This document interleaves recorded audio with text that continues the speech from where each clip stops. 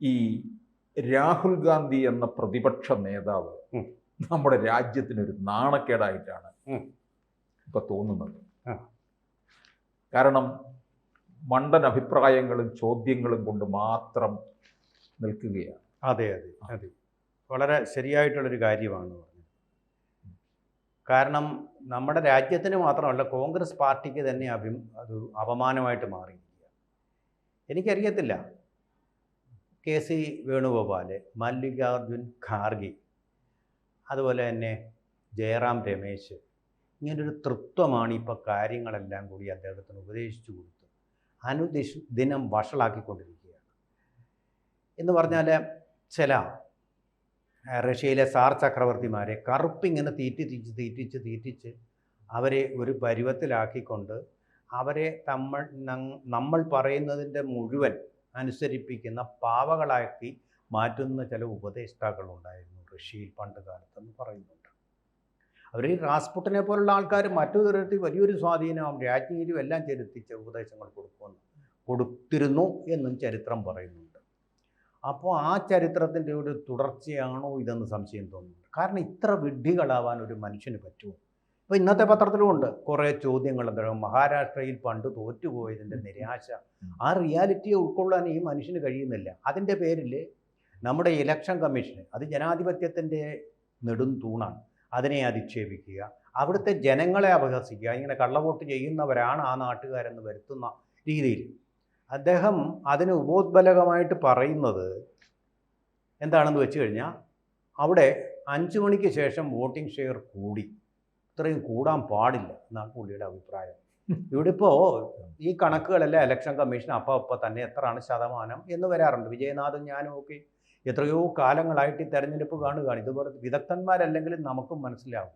തെരഞ്ഞെടുപ്പ് കമ്മീഷൻ്റെ വെബ്സൈറ്റിൽ നമ്മളെ കാണിക്കുന്ന ആ ഒരു ശതമാനം വോട്ടിംഗ് ശതമാനം അതായിട്ട് നമ്മൾ സ്വീകരിക്കുന്നത് തലേ ദിവസത്തെ അല്ല, പിറ്റേ ദിവസം വരുന്നത്. പല സ്ഥലങ്ങളിലും വോട്ടിംഗ് കുറവാണെന്ന് പറഞ്ഞത് പിന്നെ കൂടി എന്ന് പറഞ്ഞ് അവസാന റിപ്പോർട്ടിൽ വരും. കാരണം ഇത് മനുഷ്യരുടെ കണക്കെടുപ്പാണ്. പല സ്ഥലങ്ങളിൽ നിന്നും വളരെ ദുർഗമമായിട്ടുള്ള സ്ഥലങ്ങളിലെ വോട്ടെടുപ്പിൻ്റെ കൂടി കണക്കുകൾ വരാനുണ്ട്. അതെല്ലാം കൂടെ അങ്ങ് സമയത്തിന് വന്നുകൊള്ളണമെന്നില്ല. അത്ര വലിയൊരു സൂപ്പർ കമ്പ്യൂട്ടറൊന്നും അല്ല നമ്മുടെ ഇലക്ഷൻ കമ്മീഷൻ എന്ന് പറയുന്നത്. ഇതെല്ലാം കൂടെ പല സ്ഥലത്തു നിന്നും ക്രോഡീകരിച്ചെടുക്കുന്നത് പിറ്റേ ദിവസമേ സാധ്യമാവുള്ളൂ. അങ്ങനെ നമുക്ക് നമ്മുടെ എഫിഷ്യൻസി അത്ര മാത്രമേ ഉള്ളൂ. ഒരു നിമിഷം കൊണ്ട് അമേരിക്കയിൽ പോലും അങ്ങനെ വോട്ടിംഗ് ശതമാനം കിട്ടുകയില്ല. അവിടെ ബാലറ്റ് സിസ്റ്റമാണ്. അത് ഇതിനേക്കാളും താമസം. അപ്പോൾ ഇങ്ങനെ തരുന്ന ഒരു കണക്കെന്ന് പറഞ്ഞാൽ ഞാൻ കണ്ടിട്ടുണ്ട്. ഒരു തവണ 57% വളരെ കുറവെന്ന് പറഞ്ഞാൽ പിറ്റേ ദിവസം നോക്കുമ്പോൾ നല്ല പെർസെൻറ്റേജ് 67% വരും കണക്കെടുക്കും. 10% ഡിഫറൻസ് ശരിയായിട്ട് കണക്കെടുപ്പോൾ പോരും. അത് ഇലക്ഷൻ കമ്മീഷൻ തന്നെ പറയാറുണ്ട്, ഇത് ശരിയായിട്ടുള്ള കണക്കുകൾ, കൃത്യമായിട്ടുള്ള കണക്കുകൾ നാളെ കിട്ടും. അങ്ങനെ വന്നിട്ടുണ്ട്. മഹാരാഷ്ട്രയിലൊരു മണ്ഡലത്തിൽ അങ്ങനെ ഒന്ന് സംഭവിച്ചു എന്നതിൻ്റെ പേരാണ് ഈ പയ്യൻ ഇങ്ങനെ അത്ഭുതം കൂറിക്കൊണ്ട് ഇവിടെ മഹത്തായ ഒരു വോട്ട് അട്ടിമറി സൃഷ്ടിച്ചു എന്ന് പറഞ്ഞുകൊണ്ട് ഇലക്ഷൻ കമ്മീഷൻ അതിന് വ്യക്തമായിട്ട് മറുപടി കൊടുത്തിട്ടുണ്ട്. കോടതി മറുപടി കൊടുത്തിട്ടുണ്ട്. ഇതുകൊണ്ടൊന്നും തൃപ്തനാവാതെ ഇങ്ങനെ വട്ട് പറയുക, നമ്മുടെ ഒരു സിസ്റ്റങ്ങളൊക്കെ പറയുന്ന മറുപടികൾ തൃപ്തനാവുക, അല്ലെങ്കിൽ സിസ്റ്റത്തിനെതിരെയുള്ള ഒരാളായിട്ട് നിങ്ങൾ മാറുക. അതിൻ്റെ പേര് അർബൻ നക്സലൈറ്റ് എന്നോ ഒക്കെയാണ് പറയേണ്ടത്. അല്ലെങ്കിൽ അരാജകവാദി, അനാർക്കിസ്റ്റ് എന്നുമാണ് പറയേണ്ടത്. ആ തരത്തിലുള്ള ആളായിട്ട് അദ്ദേഹത്തിനെ വേഷം കെട്ടിച്ചുകൊണ്ടിരിക്കുകയാണ് ഈ തൃത്വം എന്ന് പറഞ്ഞുകൊണ്ട് രാഹുൽ നേരത്തെ ജെ എന്ന് പറഞ്ഞുകൊണ്ട് നമ്മുടെ ജയശങ്കർ, സുബ്രഹ്മണ്യം ജയശങ്കർ എന്ന നമ്മുടെ ലോകോത്തരനായിട്ടുള്ള വിദേശകാര്യമന്ത്രി, തന്ത്രം കൊണ്ടും അതുപോലെ തന്നെ അറിവ് കൊണ്ടും സാമർഥ്യം കൊണ്ടും ഏത് പ്രശ്നങ്ങളെയും പക്വമായി നേരിടാൻ കഴിയുള്ള ഒരു വിദേശകാര്യമന്ത്രി ഇന്ത്യക്ക് ഇതുപോലെ മുമ്പുണ്ടായിട്ടില്ല. അത്തരം ഒരു വിദേശകാര്യമന്ത്രിയെ, അദ്ദേഹം ഒരു സിവിൽ സെർവൻ്റായിട്ട് വന്ന ഒരാളാണ്. ഇത്രയും ഉയരങ്ങളിലെത്തി അദ്ദേഹത്തിൻ്റെ കഴിവ് കൊണ്ട് മാത്രമാണ്, ബുദ്ധി കൊണ്ടുമാണ്. ആ മനുഷ്യനെ ജെ സുബ്രഹ്മണ്യം ജയശങ്കർ എന്ന് പറയുമ്പോൾ SJ എന്നല്ലേ വരും, അദ്ദേഹം വിളിച്ചത് ജെ. എന്താണ് ഈ ജെയുടെ അർത്ഥമെന്നോ? കാശ്മീരിൽ വെച്ച് റിപ്പബ്ലിക് TV അല്ല, ടൈംസ് നൗ എന്ന TV, ഇന്ത്യ മുഴുവൻ പ്രസിദ്ധമായിട്ടുള്ള ഒരു മാധ്യമമാണത്. ആ മാധ്യമത്തിൻ്റെ പ്രതിനിധി ചോദിച്ചു, I don't have any time to waste എന്നായിരുന്നു അദ്ദേഹത്തിൻ്റെ മറുപടി. എനിക്ക് നിങ്ങളോട് സംസാരിച്ച് പാഴാക്കി കളയാൻ സമയമില്ല. അതിന് പകരം എനിക്കിങ്ങനെയുള്ള വിഡ്ഢി ചോദ്യങ്ങൾ പത്രങ്ങളിൽ, മാതൃഭൂമിയുള്ള പത്രങ്ങൾ അതെല്ലാം ഇങ്ങനെ സ്വീകരിക്കുമല്ലോ, ഇരു കൈ കൊണ്ട് സ്വീകരിച്ച്. ഈ മഞ്ചൂറിയയിലെ അവസാനത്തെ രാജകുമാരൻ്റെ അപ്പി അവിടുത്തെ ആ പാദസേവകന്മാർ സ്വീകരിക്കുന്നത് പോലെ ആ വിഡ്ഢി ചോദ്യങ്ങൾ ചേർത്ത് 1-ാം പേജിലുണ്ട്, മാതൃഭൂമിയുടെ എഡിറ്റോറിയൽ പേജിൽ കൊടുത്തിട്ടുണ്ട്. ഇതിനു മുമ്പ് അദ്ദേഹം ചോദിച്ച ചോദ്യം, ഇതിൻ്റെ ഉത്തരം എൻ്റെ കയ്യിലുണ്ട്, അതിൻ്റെ സമയമില്ലാത്ത ടൈറ്റിൽ തന്നെ ഒരു തെരഞ്ഞെടുപ്പിനെ എങ്ങനെ തട്ടിയെടുക്കാം എന്നുള്ള അതൊക്കെയാണ് ഇപ്പോൾ പുള്ളി ഗവേഷണം നടത്തിക്കൊണ്ടിരിക്കുന്നതെന്ന് തോന്നുന്നു. കാരണം നേരായ വഴിക്ക് ജയിക്കാൻ പറ്റില്ല, അതുകൊണ്ട് ഇതെങ്ങനെ തട്ടിയെടുക്കാം, ഒരുതരം തട്ടിപ്പാണി കാണിച്ചുകൊണ്ടിരിക്കുന്നത്. ഞങ്ങളാണ് ജയിച്ചത്, അവർ ജയിച്ചു എന്നുള്ളത് വെറും കണക്കാണെന്ന് വരുത്താൻ വേണ്ടിയിട്ടുള്ള ശ്രമം. ഇനി രാഹുലിൻ്റെ മണ്ടൻ ചോദ്യങ്ങൾ, ജെ എന്ന് പറയുന്നത് എന്താണെന്ന് മനസ്സിലായോ? സുബ്രഹ്മണ്യൻ ജയശങ്കർ എന്ന ജയശങ്കറിനെ എന്തുകൊണ്ട് അദ്ദേഹം ജെ എന്ന് വിളിച്ചു എന്നറിയാം? മനസ്സിലായിട്ടുണ്ടോ? ഈ ചോദ്യത്തിന് ഉത്തരം വിജയനാഥിന് അറിയാമോ? രാഹുൽ ഗാന്ധി അത് പറയില്ല. പറയാതിരിക്കുമ്പോൾ നമുക്ക് ചിലത് ഊഹിക്കാം. എന്താണത് ഉത്തരം? ജെ എന്ന് പറയുന്നത് മറ്റൊന്നുമല്ല, നമുക്ക് ഊഹിക്കാൻ കഴിയുന്ന, അദ്ദേഹത്തെ ആക്ഷേപിക്കാൻ വേണ്ടി ജോക്കർ ജയശങ്കർ എന്നാണ് അദ്ദേഹം ഉദ്ദേശിച്ചത്. ജോക്കർ ജയശങ്കർ. അതുകൊണ്ടാണ് അതിന് മറുപടി ഇല്ലാത്തത് രാഹുൽ ഗാന്ധി. അദ്ദേഹം ചോദിച്ചിരിക്കുന്ന ചോദ്യങ്ങൾ, അദ്ദേഹം ബുദ്ധിമാനായിരിക്കുമല്ലോ, ആ ബുദ്ധിമാൻ്റെ ചോദ്യങ്ങൾ ഞാനൊന്ന് പറയാം. എന്തുകൊണ്ട് പാക് ഇന്ത്യ ഒരുപോലെ പറഞ്ഞു? പാകിസ്ഥാനെയും ഇന്ത്യയെ പറ്റിയും എന്തുകൊണ്ട് ട്രംപ് ഒരുപോലെ പറഞ്ഞു എന്നുള്ളതാണ് ചോദ്യം. ഞാനൊന്ന് ചോദിച്ചോട്ടെ, റഷ്യ ഉക്രൈൻ യുദ്ധം നടന്നു, നമ്മളെങ്ങനെയാണ് പറഞ്ഞത്?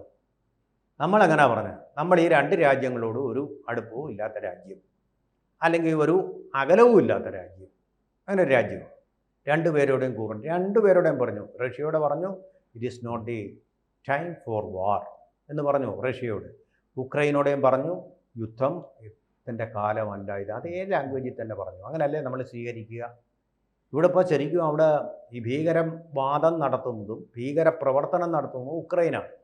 ഉക്രൈനെയും നമ്മൾ തള്ളി പറഞ്ഞിട്ടില്ല. നമുക്കറിയാം, നമ്മുടെ ശരിക്കും പറഞ്ഞാൽ നമ്മുടെ ഇൻ്റലിജൻസിന് അറിയാൻ വയ്യാത്ത കാര്യങ്ങളൊന്നുമില്ല. ലോകത്തിലെ ഏറ്റവും മൊസാദിനേക്കാളും വലിയൊരു ഇൻ്റലിജൻസ് ഏജൻസിയായിട്ട് മാറിയിരിക്കുകയാണ് നമ്മുടെ റോ എന്നാണിപ്പോൾ ഏറ്റവും അധികം പുതിയ സംസാരം, ലോക സംസാരം.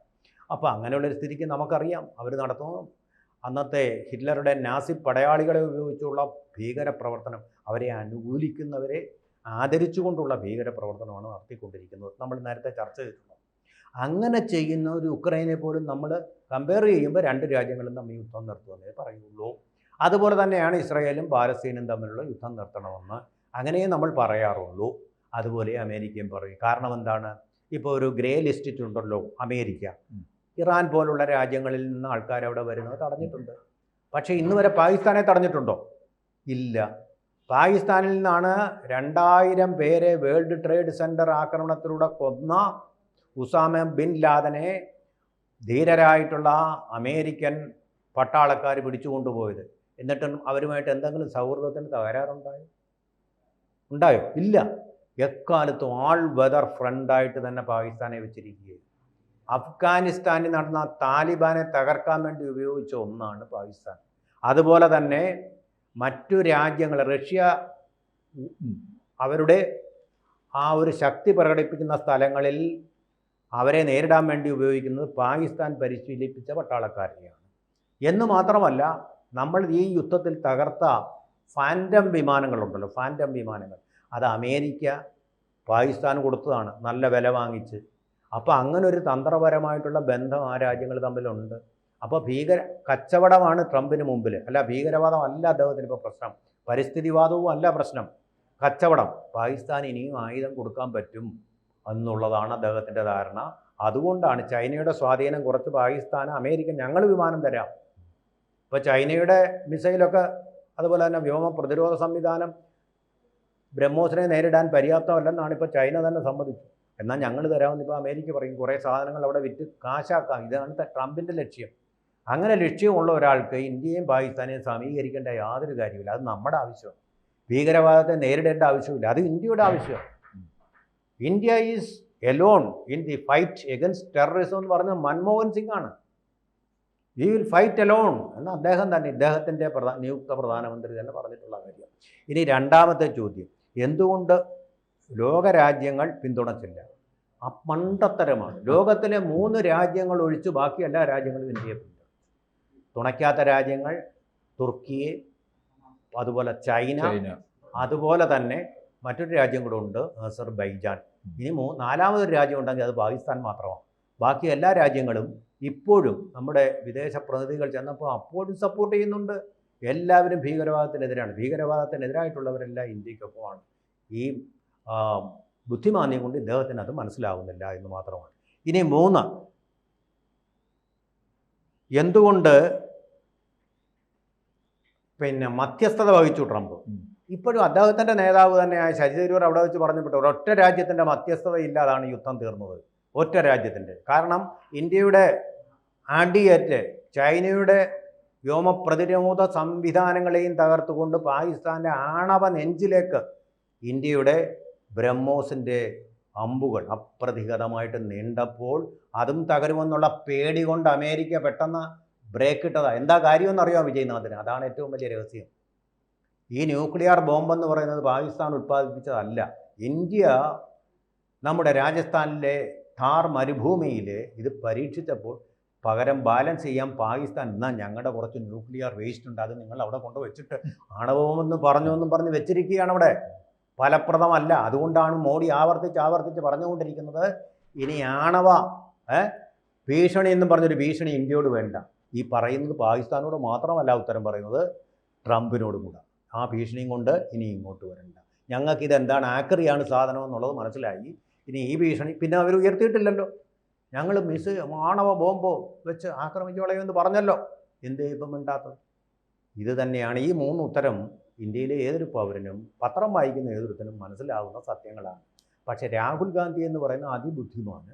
ഇത് മനസ്സിലാവുകയില്ല, അല്ലെങ്കിൽ മനസ്സിലാവുകയില്ലെന്ന് നടിക്കുക. കൂടുതൽ വാർത്തകളും വിശേഷങ്ങളും നിങ്ങളിലേക്ക് എത്താൻ ABC മലയാളം സബ്സ്ക്രൈബ് ചെയ്യുക, ബെൽ ബട്ടണും അമർത്തുക.